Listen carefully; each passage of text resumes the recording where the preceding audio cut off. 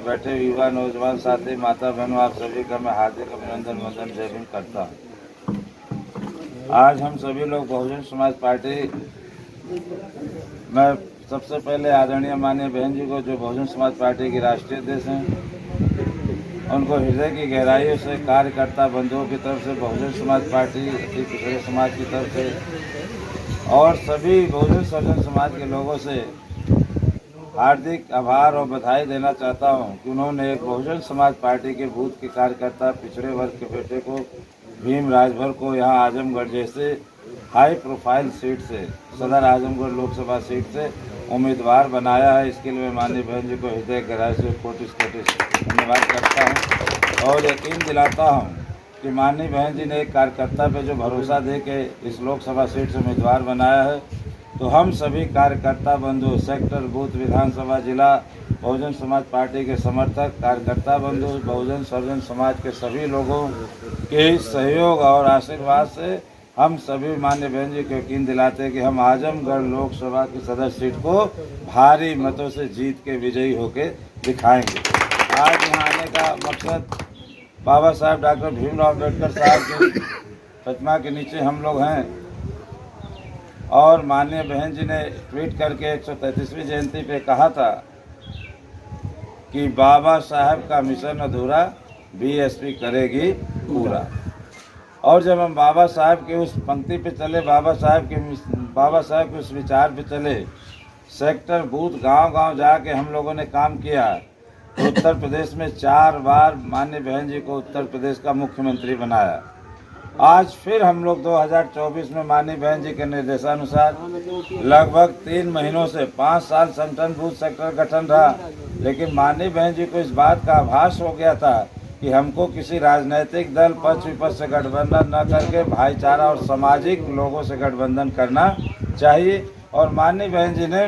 3 महीना पहले हम लोग को गांव चलो अभियान के तहत महापुरुषों के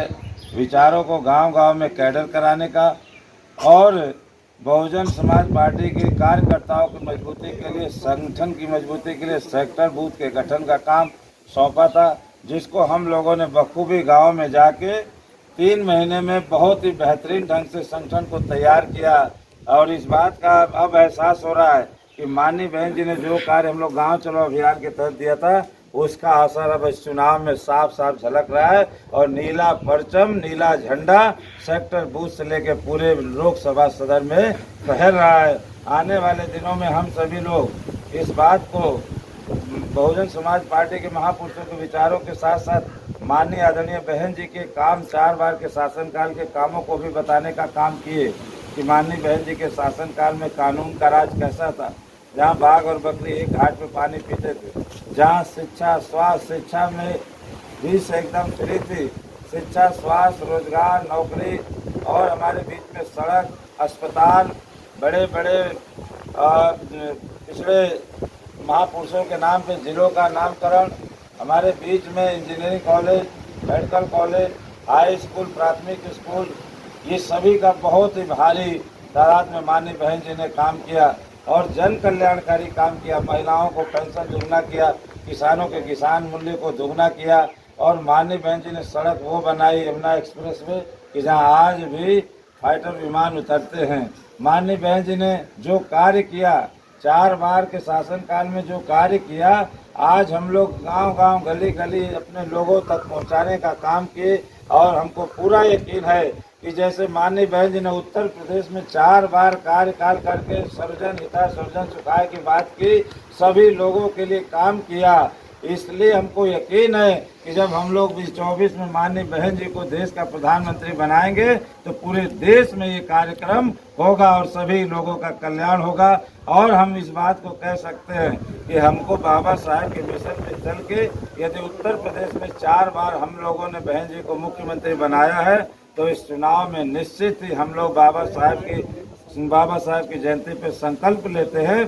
कि 24 में जब 25 मई को यहाँ वोट पड़ेगा 6वें चरण का आजमगढ़ सदर लोकसभा में, आप सभी लोग इस गरीब बेटे को हाथी के निशान पे बटन दबाएंगे तो ये लोकसभा का एमपी होगा और जब यहाँ आजमगढ़ सदर से एमपी होगा तो बहन जी देश में पीएम बनेंगी, प्रधानमंत्री बनेंगी, तब जाके बाबा साहब का वो कहा हुआ कथन कि है मेरे बहुजन समाज के लोगों, जाओ जाके दरों दीवारों पे लिख दो, हम इस देश के शासक हैं। और बहुजन समाज माननीय कांशी राम साहब जो मसीहा, उनका भी यही उद्देश्य था कि हमें अपने समाज को हुक्मरान बनाना है, इस देश का शासक बनाना है। और 24 में निश्चित ही वो दिन आ रहा है कि लाल किले के प्राचीर से आदरणीय बहन जी प्रधानमंत्री के रूप में संबोधन करे। ये हम लोगों की दिली अभिलाषा है। हम लोग अपने जीते जी यदि बाबा साहब के अनुयायी हैं, माननीय साहब के सिपाही हैं और बहन जी के सच्चे भाई हैं, तो इस 77 आज़ादी के 77 सालों में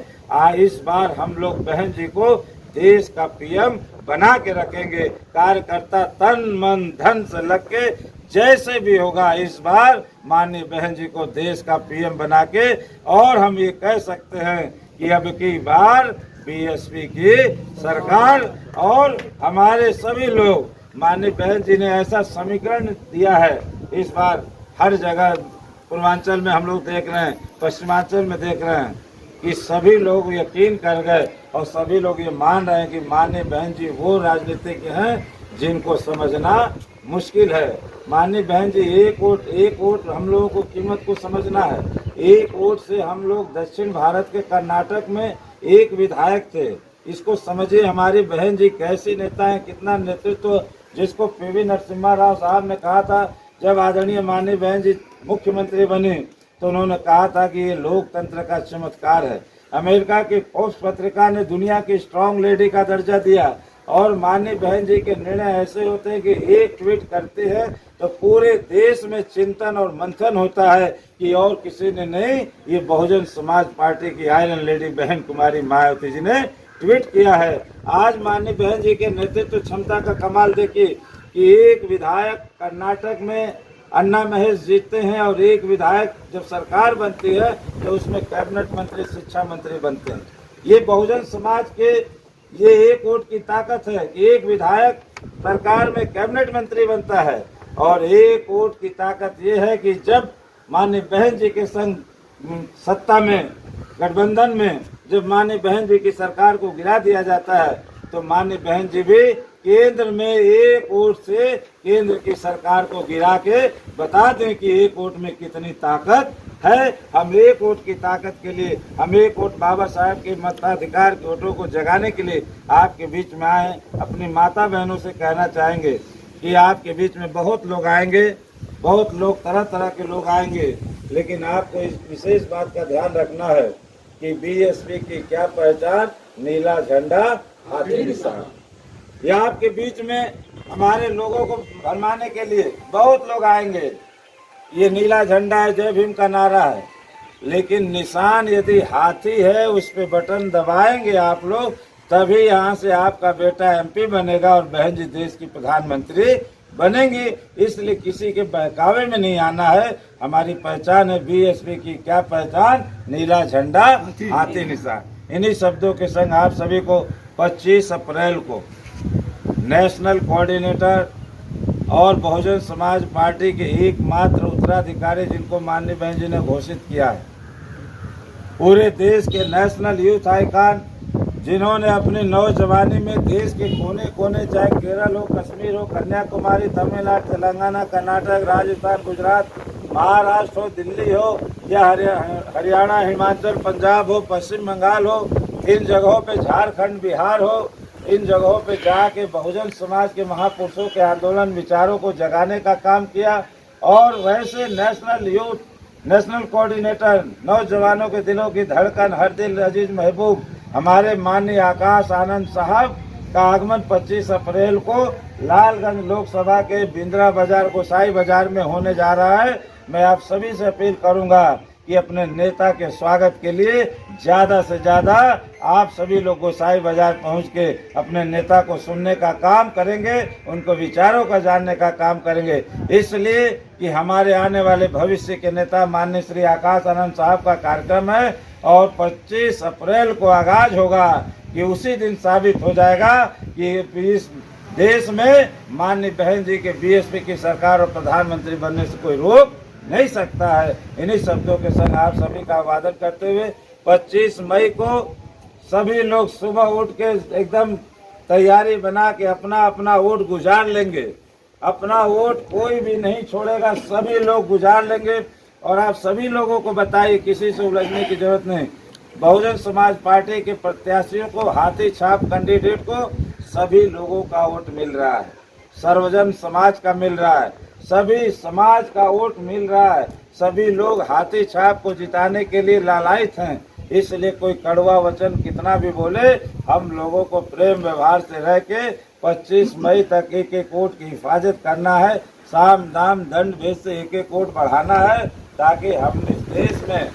77 सालों में आज़ादी के बाद माननीय बहन जी को देश का प्रधानमंत्री बना सके। इन्हीं शब्दों के संग आप सभी का अभिवादन करते हुए जय भीम, जय भारत।